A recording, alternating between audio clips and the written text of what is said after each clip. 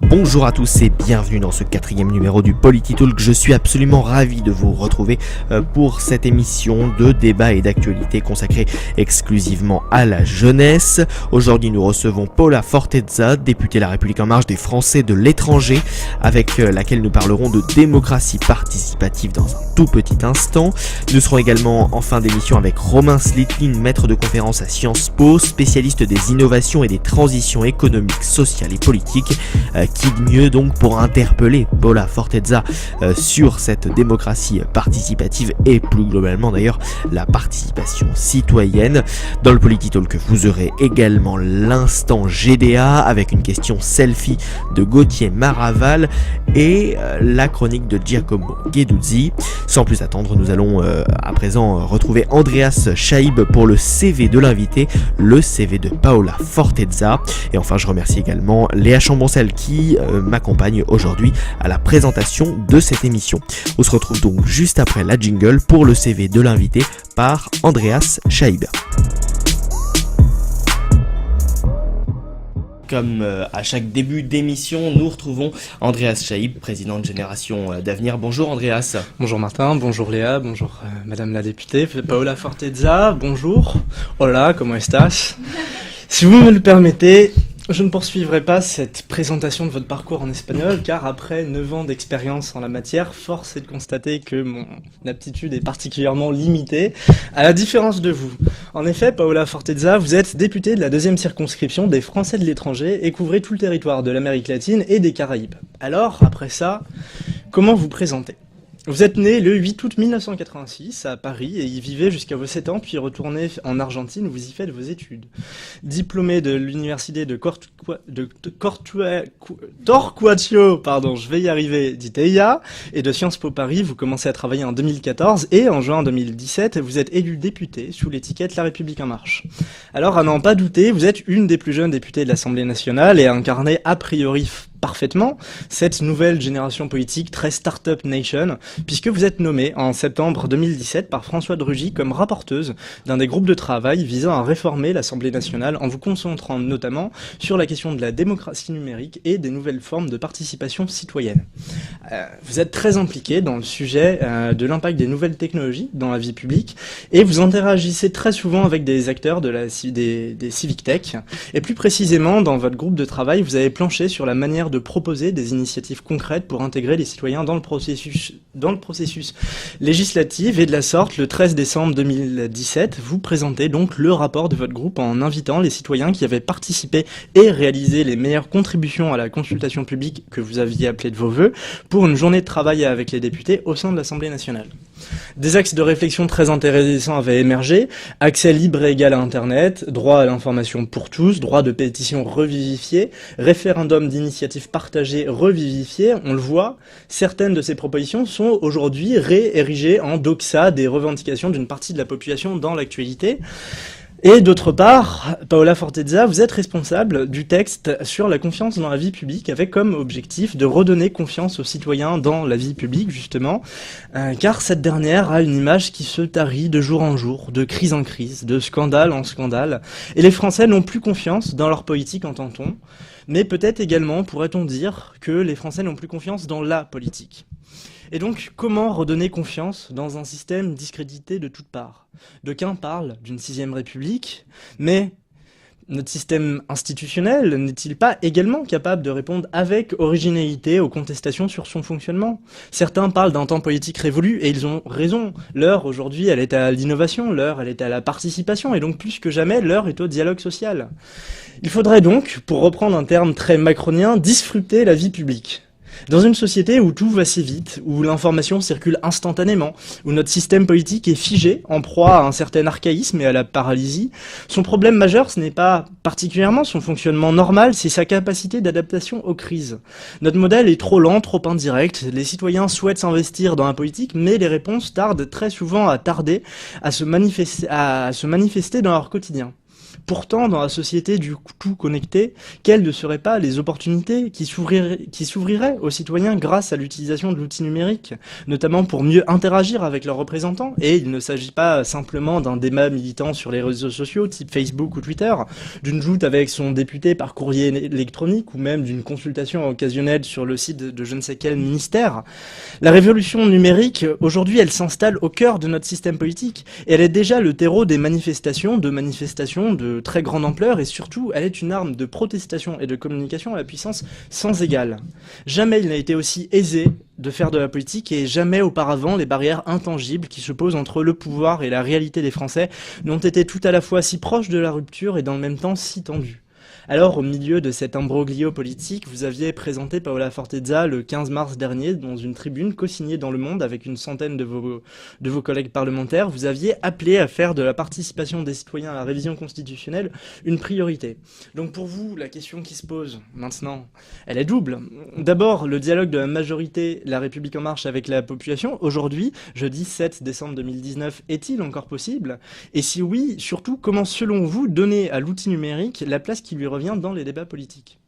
Je crois que c'est encore possible et que c'est tout l'enjeu de ce grand débat national que nous avons lancé depuis plus d'un mois maintenant, où nous sommes en train d'essayer d'inventer une nouvelle forme de démocratie, une démocratie délibérative plus qu'une démocratie participative, où on donne aussi toute sa place aux échanges, au dialogue et non seulement peut-être au vote en ligne. On s'est rendu compte que il faut pouvoir échanger des points de vue, il faut pouvoir s'informer sur nos décisions, il faut pouvoir lutter contre les fake news notamment à travers des dialogues aussi présentiels, non seulement numériques.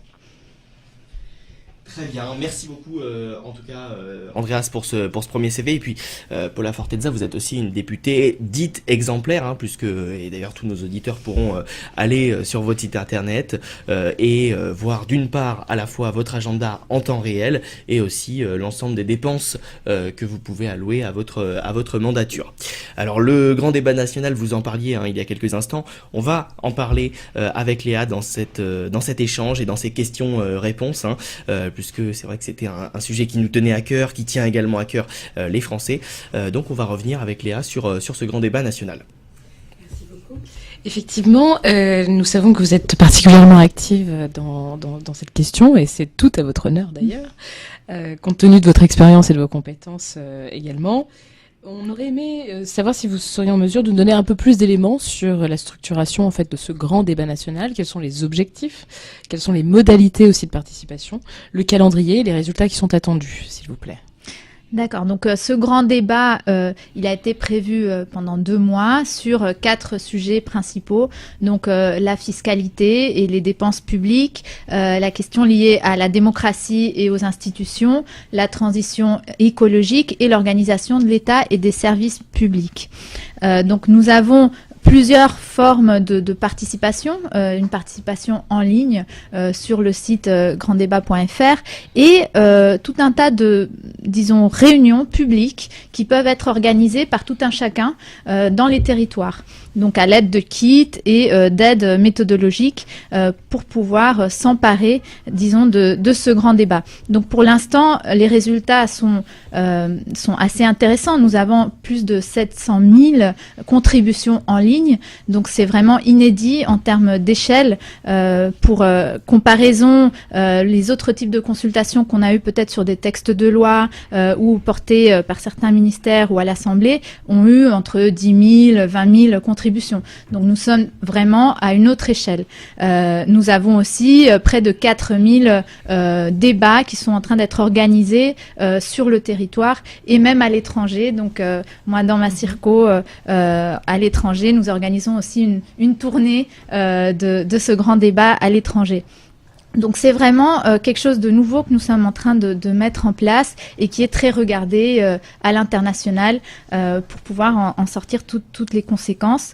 Ce qui est très intéressant, c'est que nous avons réussi à mettre en open data les contributions sur la plateforme, ce qui va permettre à tout un chacun, aux chercheurs, aux parlementaires, aux élus, aux citoyens eux-mêmes, aux data scientists, de faire leurs propres analyses et leurs propres conclusions de ce moment d'expression citoyenne. Précisément, vous parliez des députés. Quel est le rôle en fait des parlementaires dans la gestion et dans l'organisation de ce grand débat national ? Donc l'idée, c'est vraiment qu'on soit à l'écoute. Il ne faut pas politiser, disons, ce moment d'expression citoyenne. Il faut le respecter. L'idée, c'est vraiment que les citoyens puissent s'emparer de ce débat. Donc nous sommes à l'écoute. Nous suivons les maires, les associations, les citoyens qui organisent leurs débats. Et nous avons comme objectif plutôt d'essayer d'organiser des débats là où ils se font pas naturellement ou organiquement. On a la chance, grâce justement aux données en open data, de pouvoir avoir une carte très précise de où est-ce que ces débats ont lieu. Et donc notre objectif va être de pouvoir donner la parole vraiment à tous les citoyens, donc d'essayer de remplir les trous, disons. Très bien, merci beaucoup. Et donc, si l'on comprend bien, il y a une certaine volonté de la part du gouvernement de se saisir en fait des nouvelles technologies à cette occasion. Et dans quelle mesure en fait on peut intégrer et se servir de ces outils pour développer effectivement ce grand débat national, et dans quelle mesure d'autres personnes qui n'auraient peut-être pas accès à toutes ces technologies peuvent quand même être consultées en somme. Donc c'est vrai que c'est un moment où les civic tech sont un peu mises au devant de la scène. Donc c'est un écosystème foisonnant depuis nombreuses années en France, mais c'est vraiment le moment où on commence à avoir ces débats que nous avions peut-être plutôt entre nous, entre connaisseurs, vraiment à la télé, avec les citoyens. Donc comment est-ce que ces sites fonctionnent, à quoi ils servent, à quoi ils peuvent servir dans l'après-débat, parce qu'on va vraiment essayer de sortir de ce débat des conclusions sur l'organisation de nos institutions qui pourront peut-être être reprises dans la réforme constitutionnelle à venir. Et donc l'idée, c'est de voir en quelle mesure ces outils numériques peuvent être intégrés à la décision politique de façon plus formelle, plus institutionnalisée. Nous avons aussi beaucoup de réflexions sur comment est-ce que les réseaux sociaux, le rôle que les réseaux sociaux ont joué dans cette mobilisation. Parce qu'on voit bien que la mobilisation des Gilets jaunes a commencé notamment sur Facebook, avec plein d'analyses qui ont été faites sur l'impact de l'algorithme de Facebook sur peut-être la polarisation de ce débat. On a vu aussi que le début du mouvement est venu aussi d'une pétition sur change.org. Et donc moi je proposais dans mon rapport qu'on puisse avoir un droit de pétition au niveau de l'Assemblée, ce qui nous aurait permis peut-être de donner une réponse institutionnelle, d'avoir une discussion politique sur ce qui était mis en avant sur cette pétition, avant que ça découle dans les rues, dans des manifestations qui sont devenues de plus en plus violentes.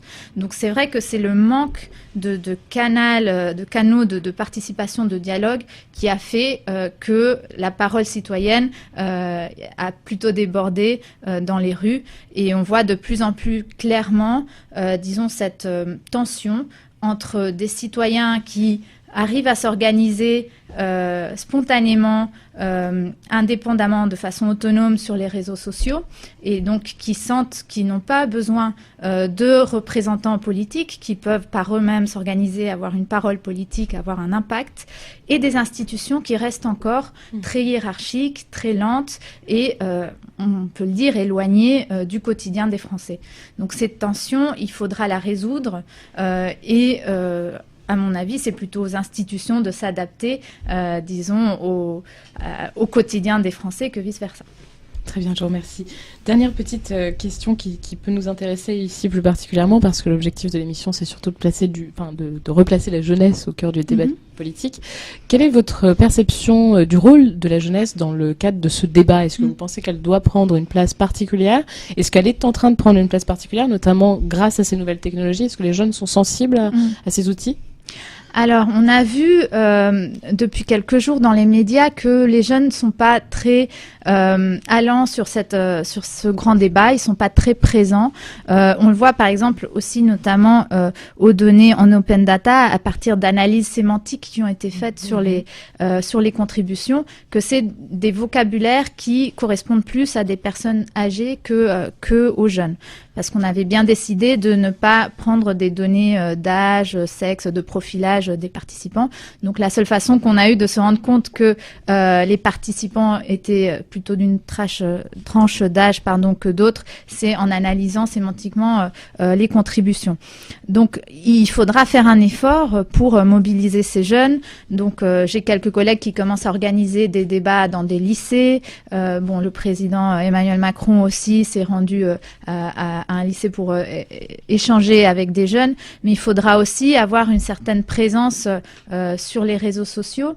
Donc j'ai rencontré aujourd'hui une association assez intéressante qui s'appelle Entendre la France et qui a créé un bot pour pouvoir aller recueillir des contributions par Messenger, donc sur Facebook, et propose aussi de mettre ces contributions en open data à la fin de cette démarche.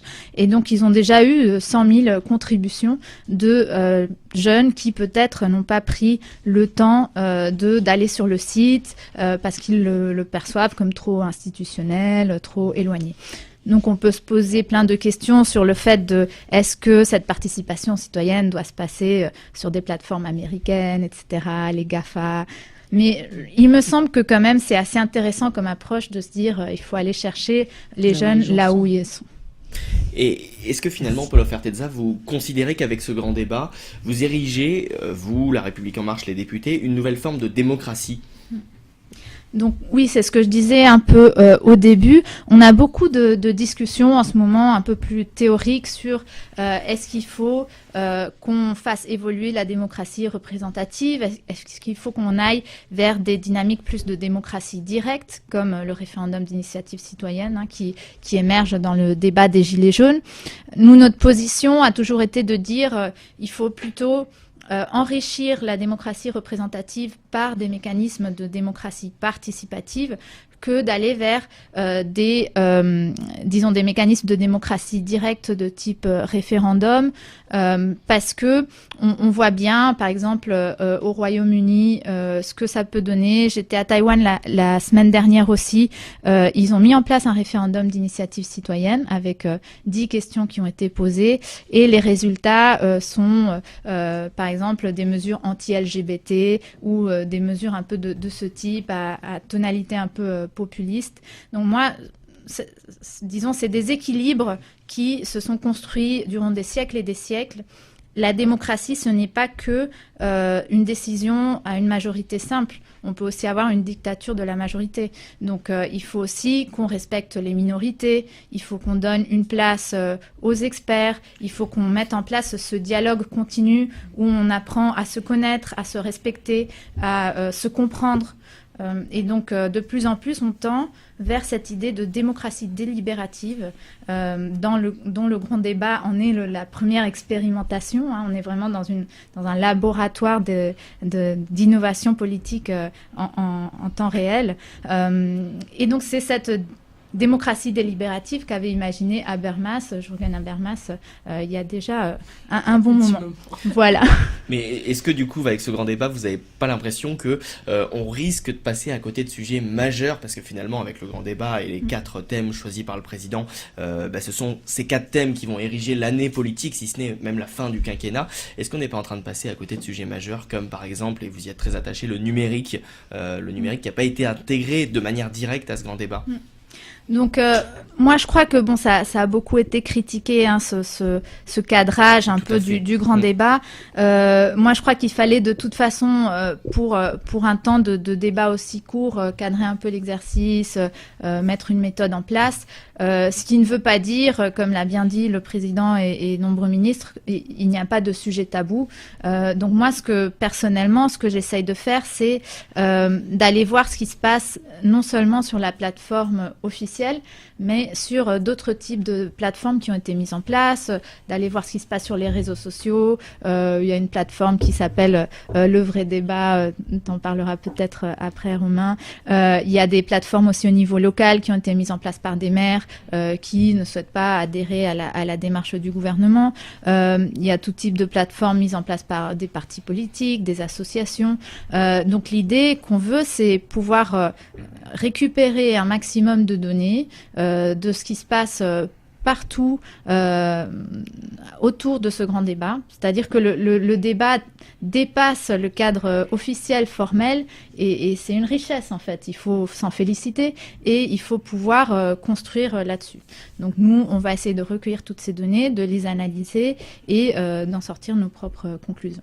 Et puis qui dit grand débat, dit de manière sous-jacente participation citoyenne. Ça pour le coup c'est un terme que l'on connaît plus et qui a plus longuement été utilisé par nos politiques au cours de ces 10-15 dernières années. Comment vous définissiez tout d'abord la participation citoyenne, et puis dans un second temps, qu'est-ce que vous aimeriez et plus généralement comment favoriser cette participation citoyenne en France ? Alors, je me suis jamais posé la question de comment définir la participation citoyenne, mais je réfléchis je brainstorm à voix haute. Mais je dirais que ça a un élément d'expression sur l'actualité, sur l'entourage, sur la politique, mais aussi un élément de prise à partie de la décision publique.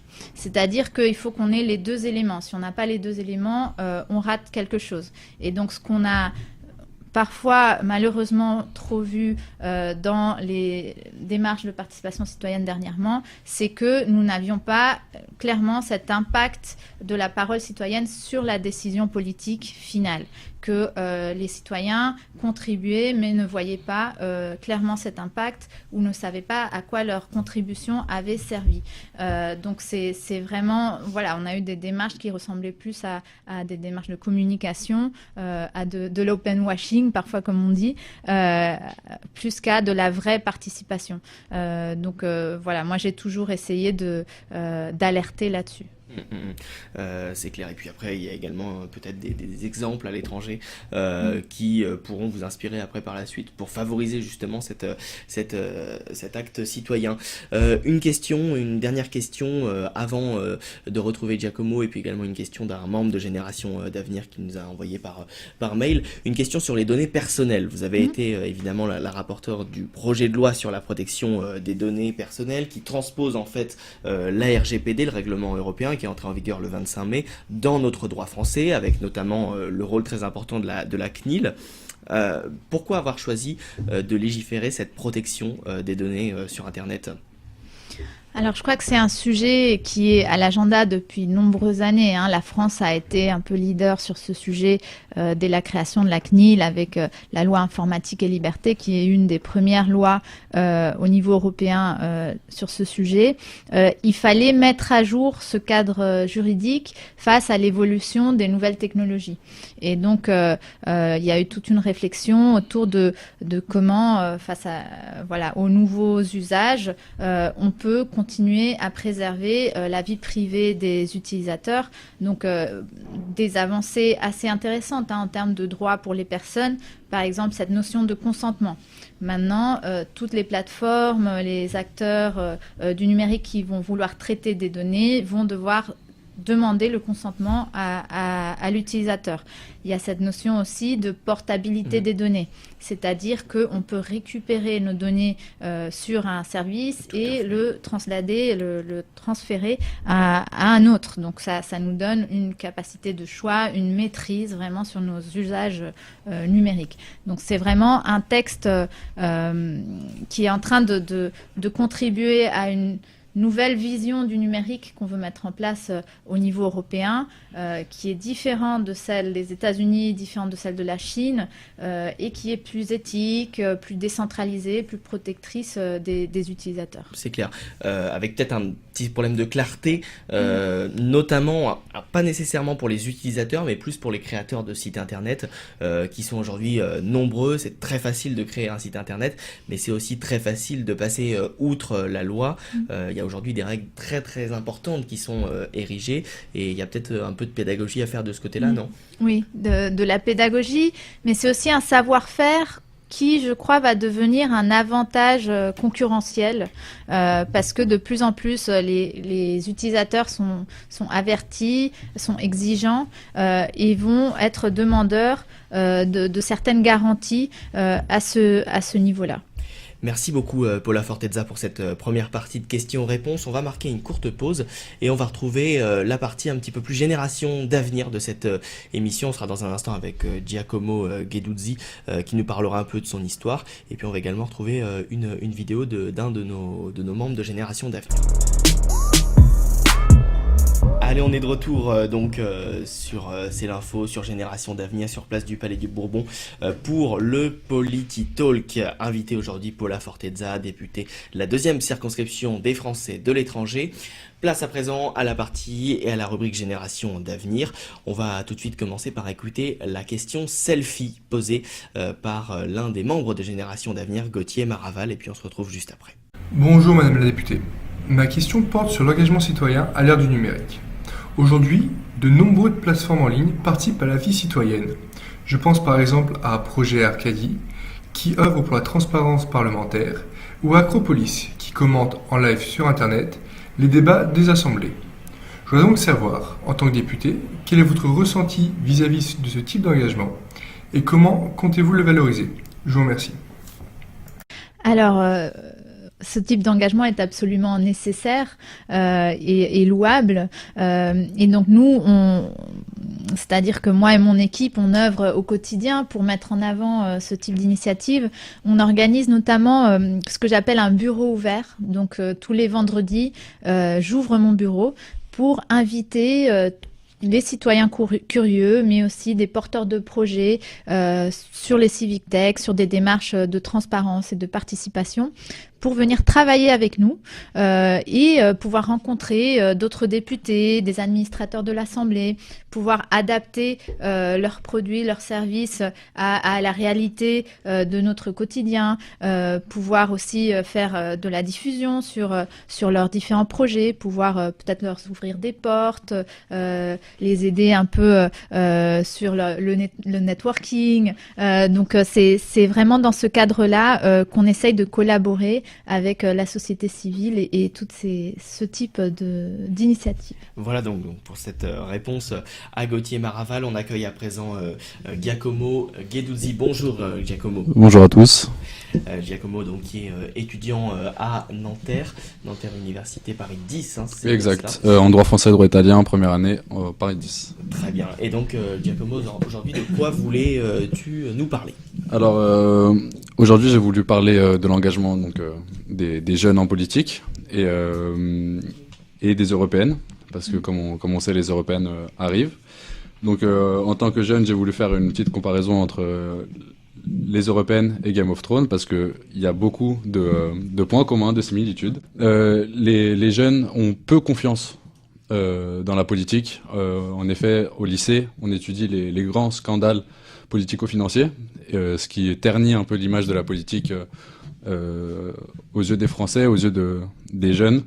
Et enfin, il n'y a pas de parti pour les jeunes, par les jeunes, qui puisse englober une voix, enfin la voix des jeunes des 15 à 24 ans. La vie civique, qui est une matière au lycée et au collège, est très peu abordée. On étudie effectivement le droit de vote, mais ça se limite à ça. De mon expérience personnelle, j'ai très peu fait de vie civique. Ça se complétait surtout où ça prenait le dessus, l'histoire et la géographie prenaient le dessus. Donc ça se transformait en une heure d'histoire ou de géo plutôt que de vie civique. Du coup, les partis politiques, les opinions politiques, les divers points de vue, on ne les apprend que par la télé ou par les journaux, ou par Facebook, ou par Twitter, mais il n'y a pas de réelle connexion entre la politique et les jeunes de nos jours. J'ai parlé avec beaucoup de jeunes avant de préparer ma chronique, et je leur ai demandé qu'est-ce qu'était l'abstention pour eux. Et ils m'ont dit que l'abstention, c'était un mode pour se rebeller auprès de l'État, auprès des politiques, auprès du système politique, parce que les jeunes ne s'identifient pas donc à notre système politique actuel, aux représentants, aux parlementaires. Ils ne s'identifient pas et ils se sentent mis de côté. Et du coup, tout ça pousse les jeunes à ne pas se sentir écoutés et à refuser d'entrer en politique ou à refuser de donner leur point de vue politique. Donc l'abstention augmente, les votes blancs augmentent et tout ça crispe ou fausse toute élection que ce soit, surtout les élections européennes qui, nous savons, a plus de 50% d'abstention dernièrement. Merci beaucoup Giacomo. C'est finalement un peu dramatique ce qu'on peut écouter au-delà de la qualité de tout ce qui a été dit. Un trop fort encartement, on a peur finalement quand on est étudiant de se mettre dans un parti parce qu'on a peur du regard des autres, on a peur d'être encarté politiquement et qu'après ce soit trop tard, vous êtes mis à gauche, mis à droite. L'abstention pour se rebeller, c'est-à-dire qu'on choisit l'abstention pour se rebeller. Est-ce que on pensait vraiment un jour en France à en arriver là ? Alors, c'est vrai que c'est assez triste quand on l'entend comme ça.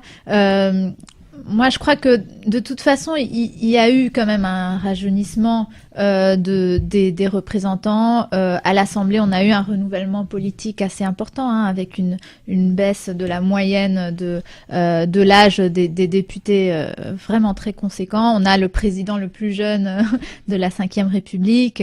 Même au niveau international, on commence à avoir des stars des réseaux sociaux comme Ocasio, qui est la star d'Instagram et qui arrive vraiment très bien à dialoguer avec cette jeunesse.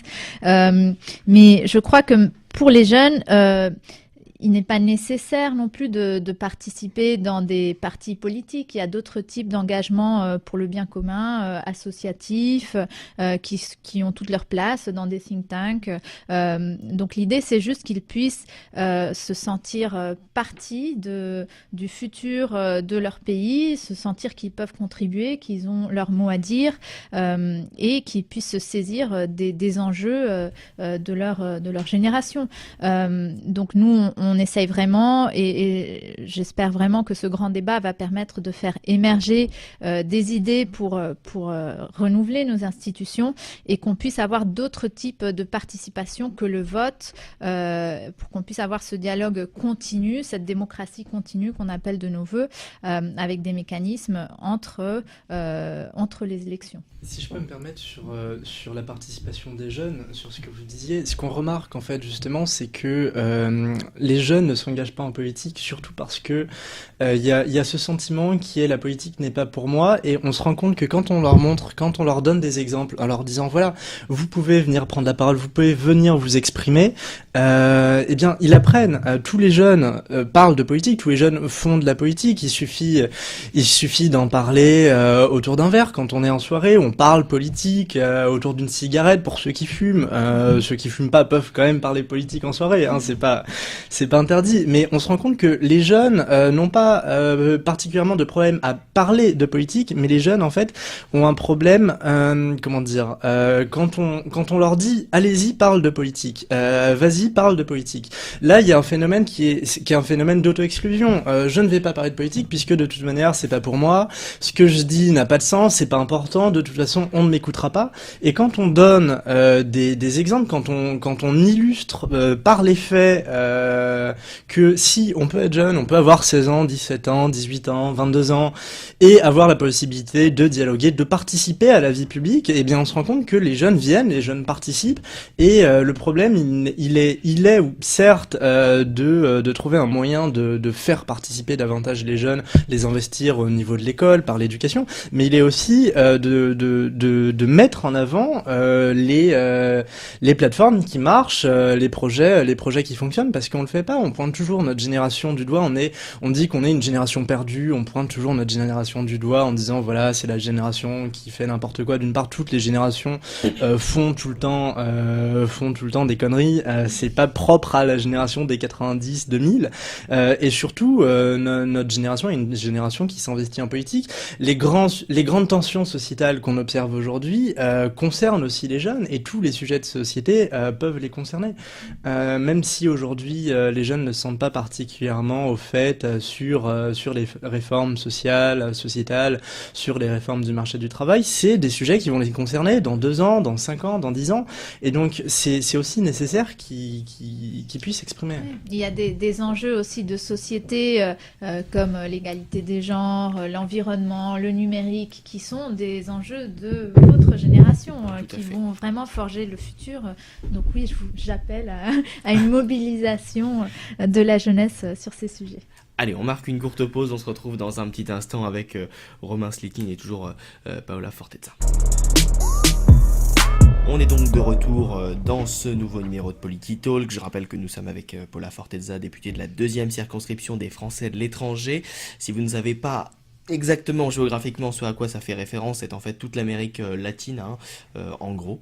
Et nous sommes à présent, donc Léa, avec Romain Slikin, maître de conférence à Sciences Po Paris, mais vous allez peut-être mieux le présenter que cela. Donc effectivement, Romain, merci d'être présent ce soir avec nous. Vous êtes donc maître de conférence, mais vous êtes aussi président de Démocratie Ouverte. Et un élément un peu plus d'actualité, vous êtes le co-signataire d'une lettre ouverte qui a été adressée le 23 janvier dernier au président de la République au sujet du grand débat national. Dans cette lettre, vous détaillez des propositions qui visent à redonner du pouvoir aux citoyens et à rendre ce grand débat parfaitement transparent. Est-ce que vous pourriez revenir sur ces propositions et sur cette démarche, s'il vous plaît ? Alors oui, moi je suis plus président de Démocratie Ouverte, mais je suis toujours très investi dans le collectif. Président d'honneur. Non, il n'y a pas de président d'honneur, heureusement. Mais cette lettre adressée au président de la République et du coup à tous les acteurs qui travaillent sur le sujet dont Paola bien sûr, c'est de dire ce grand débat, il est nécessaire, il est important, il faut le prendre au sérieux. Et ce qu'on se dit, et c'est là où j'irai un cran peut-être plus loin que ce que tu disais sur l'ambition. C'est-à-dire qu'en fait, pour l'instant, et ça se construit en marchant, on est sur une phase de délibération, de débat, où les gens peuvent s'exprimer. Donc ça, c'est la première étape. Et cette première étape, là où nous, on est vigilants collectivement, alors nous, c'est Démocratie Ouverte, c'est un certain nombre d'élus, c'est un certain nombre de gilets verts, écolos comme Cyril Dion, c'est différents mouvements citoyens, des chercheurs également sur ces sujets, c'est de se dire, déjà, cette première étape doit être parfaitement indépendante et transparente.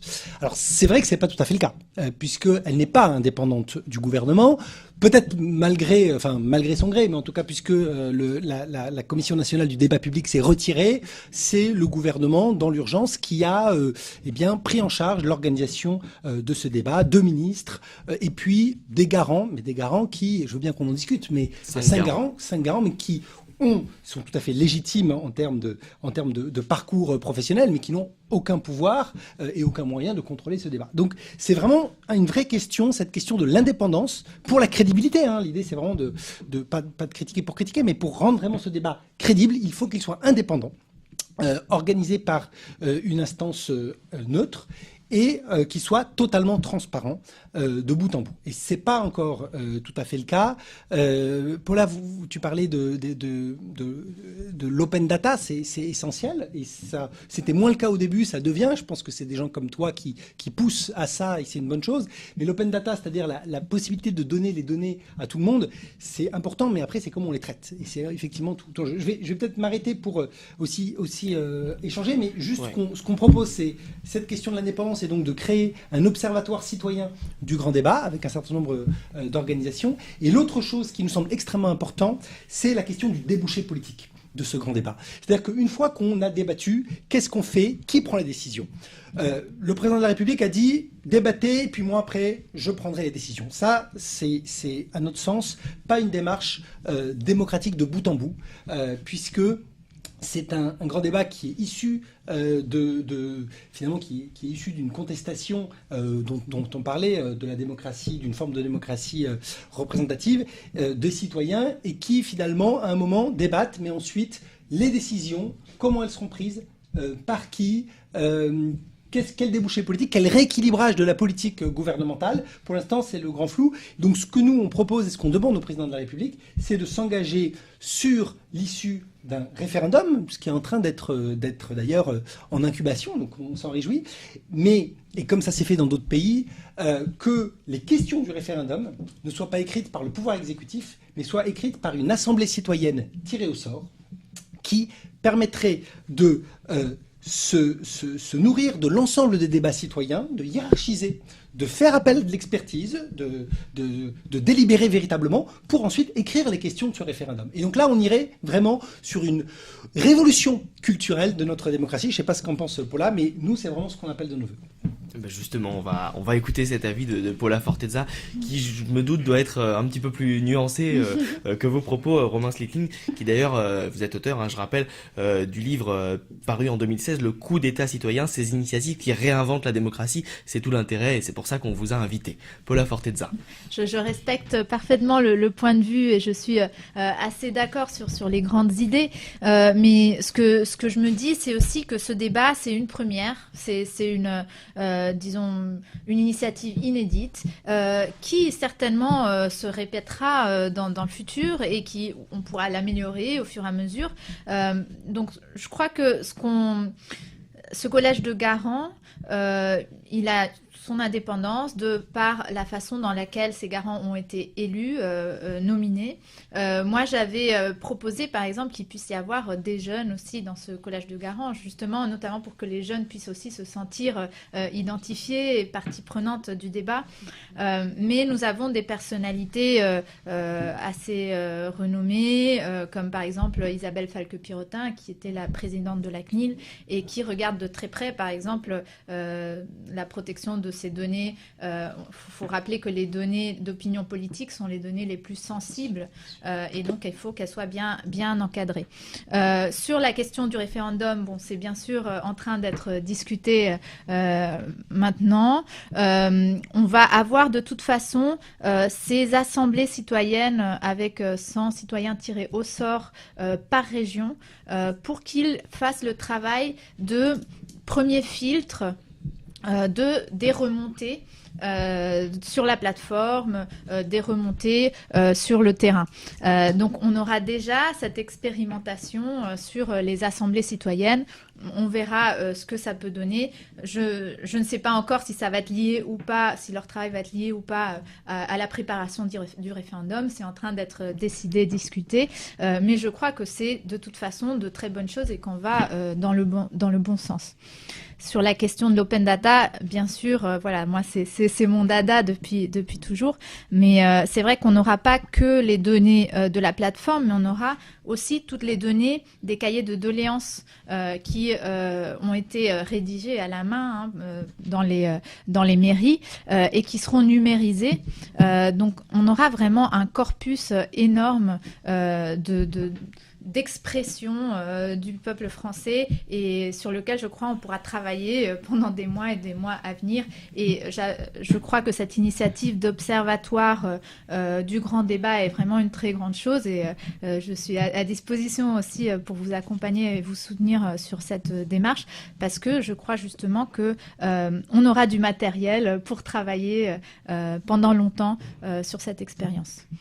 Romain Slickling, vous qui défendez justement cette idée de démocratie beaucoup plus directe avec le peuple, dans cette démocratie directe, est-ce qu'il n'y a pas finalement un risque? C'est que derrière tout ça, finalement, les députés sont députés, occupent un rôle politique réel, qui est celui de représentation. Quid justement à terme, dans une démocratie futuriste qui soit entièrement participative, du rôle justement de cette représentation politique? Et est-ce que finalement, c'est la thèse que défendent un certain nombre de philosophes, c'est de dire, lorsque le peuple se met à gouverner, est-ce que le peuple ne devient-il pas finalement souverain de lui-même? Mais moi, je défends comme Paula plutôt la démocratie délibérative. Une démocratie délibérative qui va jusqu'au bout et où les citoyens peuvent prendre la décision. Mais ils ne prennent pas la décision. Pour ça, moi, j'ai moins peur du référendum s'il n'est pas pris sur une personne pour contre le président de la République qui va poser la question. Et finalement, ça permet de poser des questions de long terme sur des questions écologiques, sur des questions véritablement de transition, si on le fait avec un vrai processus démocratique de bout en bout. Mais la démocratie délibérative, ça s'organise, ça prend du temps.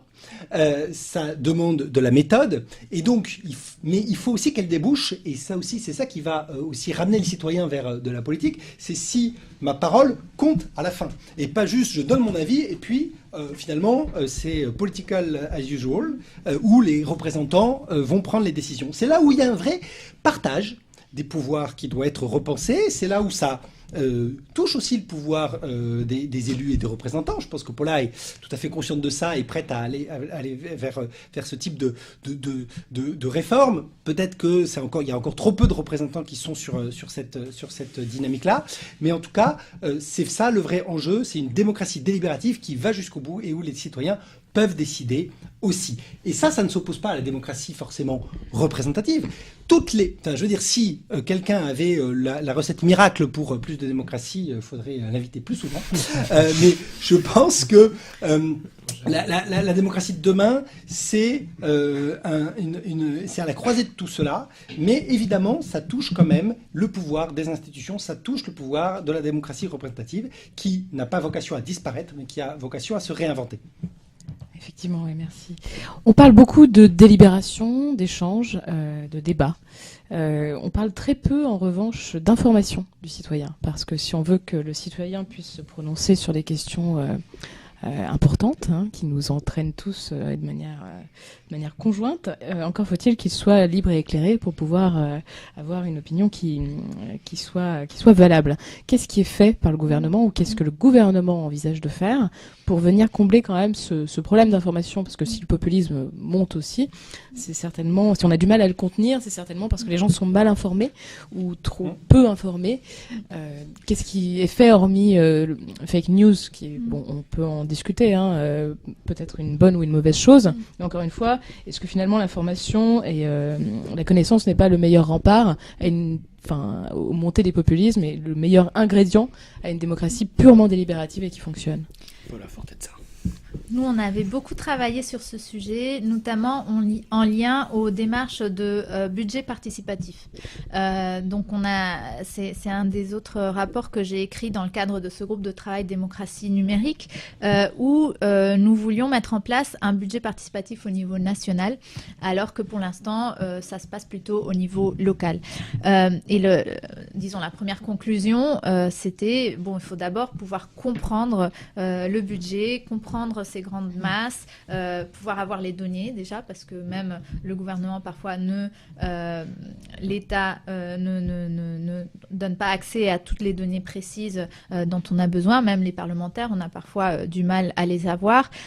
Donc on a beaucoup travaillé sur comment rendre plus compréhensible, plus lisible ces données budgétaires. On a déjà fait des premières visualisations, on avait organisé un grand hackathon ici à l'Assemblée nationale avec Bercy et la Cour des comptes, en invitant, disons, toutes ces initiatives de Civic Tech.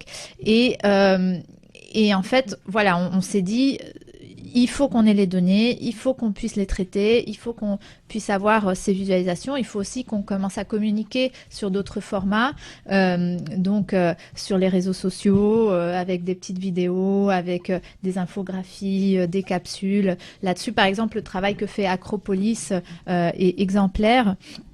J'étais, par exemple... Je répète ce voyage parce que c'est un voyage qui m'a vraiment marqué à Taïwan la semaine dernière, et ils ont une association qui s'appelle Watch Out qui fait un travail similaire à celui d'Acropolis, mais qui va encore un peu plus loin parce qu'il fait du fact-checking en temps réel. Et donc, par exemple, dans des débats politiques, ils ont une petite équipe qui regarde en temps réel si ce que chacun dit est vrai et qui corrige et qui met des alertes pour les gens qui suivent les débats politiques. Donc ce genre d'initiative, il faudra, disons, les multiplier et pouvoir en faire une vraie politique publique. Donc ça, c'est votre point de vue. Mais qu'est-ce qui est concrètement envisagé par le gouvernement pour avancer et effectivement donner de l'information aux citoyens dans le cadre de ce grand débat national ? Donc il y a eu ces kits qui ont été mis en place pour encadrer un peu le débat. Il y a des fiches un peu plus Thématiques. nourries sur chacun des enjeux, chacun des débats politiques. Je sais qu'ils sont en train d'essayer de mettre en place aussi des petites vidéos où sur chaque sujet on puisse entendre différents points de vue, et différentes positions. Voilà, c'est vrai qu'en 2 mois, il n'y a pas beaucoup qui pourra être mis en place, mais ça sera une première expérimentation et tout ça, il faudra le poursuivre. Romain Slikin, vous vouliez réagir Non, je pense que ça existe aussi en France. Watch Out, c'est Captain Fact d'accord, je qu'on connaissais accompagne dans le cadre de démocratie ouverte. Ah bah très bien. Donc mais plus globalement, je pense que toutes ces initiatives, ces innovations démocratiques qui aident justement à plus de transparence, à mieux dialoguer, à mieux construire les politiques publiques, il faut vraiment les soutenir. Et nous, on milite globalement à démocratie ouverte parce que pour pouvoir avoir un financement public et privé de l'innovation démocratique. Et là, je pense qu'il faut qu'on travaille, qu'on agisse, qu'on combatte ensemble, de l'intérieur et de l'extérieur, pour pousser à finalement renouveler la démocratie par les pratiques et par les innovations démocratiques. Parce que finalement, dans tous les domaines de la société, il y a de la R&D, il y a de l'investissement sur des innovations, de l'expérimentation, et que sur les questions démocratiques et politiques, eh ben, c'est que la démocratie représentative traditionnelle, classique, qui est financée, et c'est tout à fait normal. L'idée, c'est pas de la financer moins, mais c'est aussi de trouver des financements pour l'innovation démocratique. Et moi, je pense que ça, c'est vraiment l'enjeu de demain qu'il faut qu'on ait avant la fin du quinquennat. Absolument d'accord. Et pour continuer sur ce rayon médiatique, est-ce que vous envisagez également de travailler peut-être avec le service public, avec l'ensemble des groupes médias ? Avec le service public, oui. Donc moi je travaillais avant à Etalab, donc un service du Premier ministre qui s'occupe de tout ce qui est open data, gouvernement ouvert, et qui fait un vrai travail pour accompagner aussi ces initiatives de Civic Tech. Donc on collabore avec eux, on collabore aussi avec le CNUM par exemple, avec d'autres types d'institutions qui sont proches de ces écosystèmes. Et puis sur les médias aussi commencent à investir, commencent à travailler sur le fact-checking, sur la lutte contre les fake news. On voit des capsules un peu à la radio, à la télé, même sur la presse écrite, avec des initiatives, par exemple, de data journalisme assez intéressantes dans presque tous les grands journaux. Donc voilà, tout ça est en train de se développer et il faut l'accompagner, il faut le soutenir. Dernière question, Romain Slitin, pour revenir sur votre association, enfin de démocratie ouverte, votre organisation. Est-ce que justement, avec ce côté participation, collaboration, qui est faite de manière continue du citoyen, on risque pas de rentrer dans un débat permanent où finalement on soit tout le temps là à vouloir remettre en question quelque chose dans un but effectivement de faire progresser la démocratie ? C'est pour ça que la démocratie représentative existe au départ. Non, mais tout à fait. Mais c'est pas un contre-argument forcément, parce que évidemment tout le monde n'a pas envie de participer tout le temps sur tous les sujets. On a aussi autre chose à faire et c'est fort heureux. Mais on peut aussi imaginer d'autres choses. Vous connaissez peut-être la démocratie liquide, qui est finalement un mix de démocratie représentative et de démocratie directe, qui permettrait tout à fait à tous les citoyens, quand ils le souhaitent, sur les sujets qu'ils le souhaitent, de s'impliquer directement ou bien de déléguer son vote à qui il le souhaite pour prendre des décisions de manière plus durable. Pardon, non, mais ce que j'aime bien sur ce concept de démocratie liquide, c'est qu'on peut élire des représentants par sujet. Et donc c'est vrai que dans la démocratie représentative, on a un représentant pendant 5 ans qui doit traiter tous les sujets et qui peut-être n'est pas expert. Et donc là-dessus, on a beaucoup plus de flexibilité pour trouver les personnes qui vous représentent sur différents sujets qui peut-être ne sont pas les mêmes. Et voilà, on peut avoir des positions de droite sur certains sujets, de gauche sur certains autres sujets, ou beaucoup plus transversaux, etc. Donc je trouve que c'est un bon modèle qui n'est pas encore très applicable, mais il faut trouver la façon d'aller vers ça. Merci beaucoup à tous les deux. Romain Slitlin, spécialiste des innovations, des transitions économiques, sociales et politiques, maître de conférence à Sciences Po. S'il y avait finalement 2 mots pour vous représenter, ce serait entrepreneuriat social. Et puis donc Paola Fortezza, députée de la 2e circonscription des Français de l'étranger, La République En Marche. Je remercie également Andreas Chaib, Giacomo Gueddi et puis Léa Champoncel qui était parmi nous aujourd'hui. À très vite pour une nouvelle émission.